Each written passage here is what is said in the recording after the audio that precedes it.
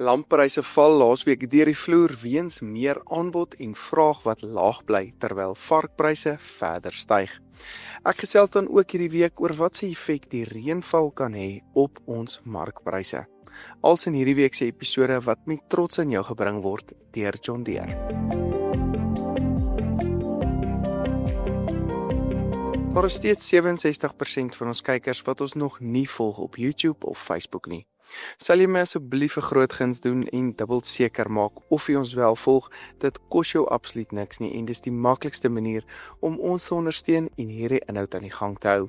Dit maak vir ons regtig 'n groot verskil en is jy dan ook deel van ons suksesverhaal en wat ons probeer bereik hier by AMT.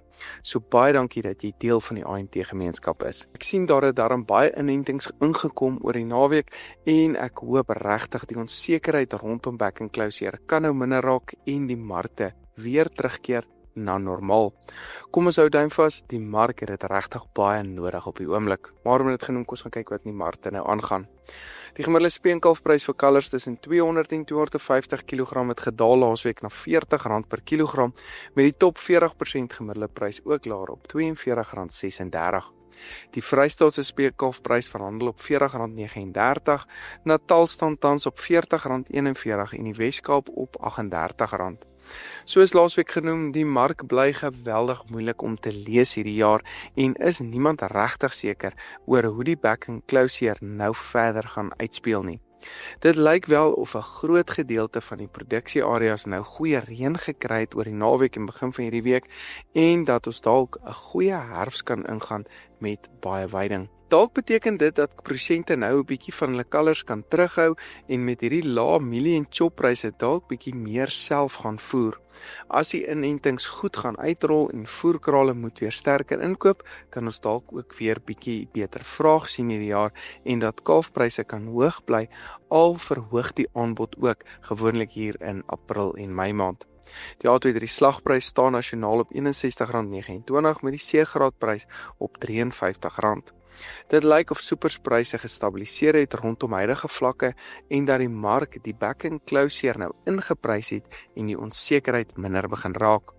Dit kan net 'n goeie ding wees as ons meer sekerheid nou kry. Pas op ook net dat ons nie hierdie jaar dieselfde tendens sien as wat ons in 2023 gesien het, toe slagpryse sy hoogtepunt reeds in Januarie bereik het nie en toe skerp gedaal het in die wintermaande.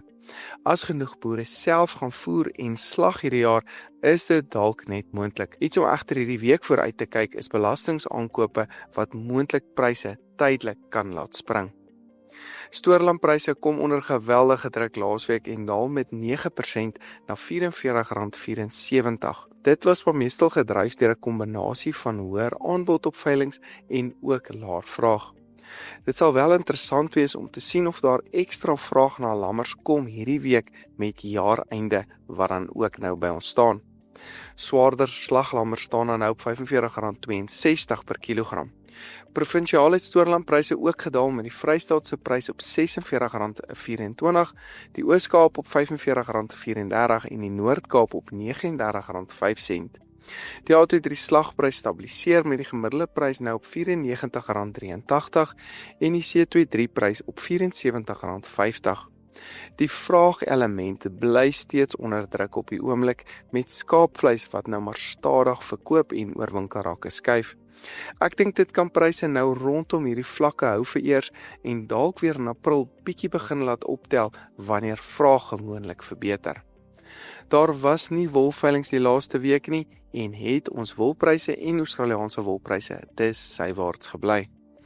Grootbokpryse het weer gestyg na R41,80, kleinbokpryse styg na R54,15, medium bokke daal egter na R48,53, terwyl bokweipryse gestyg het na R54,75 per kilogram. Hoenderpryse het weer gedaal weens laer vraag met die gevriesde ex-abattoir prys nou op R35,18, varspryse op R39,12 en die IQF prys op R35,50 per kilogram. Hoenderpryse bly dan gewoonlik nog op 'n laer vlak tydens Maart maand, maar kan dalk aan so bietjie optel soos ons na April se kant te beweeg. Die sterke rand plaas dan ook nou ongelukkig verdere druk op hierdie prys. Ons het verseker bietjie aanbodsprobleme in die varkmark wat nou pryse opgedruk het teen die markverwagting of teen seisonale tendens ten minste. Die nuutste spekvarkprys styg dan na R40.72, vleisvarkpryse styg na R41.79, terwyl die nuutste worsvarkprys styg na R31.93 per kilogram. In die voermark het die binnelandse graad 1 lucernprys na onveranderd gebly op R3.300, graad 2 lucern steeds op R2.900 en prima lucern op R4.200 per ton. Choppryse het die vorige week tot so laag soos R2.000 per ton gesak, maar ons sien dit het nou bietjie verbeter met vraag wat wel bietjie opgetel het en pryse wat weer nader aan die R2.175 per ton merk verhandel vir hierdie week. Daai was jou vleis- en voerprysoorsig vir die week wat met trots aan jou gebring was deur John Deere. Baie dankie dat jy ingeskakel het en sien volgende week weer.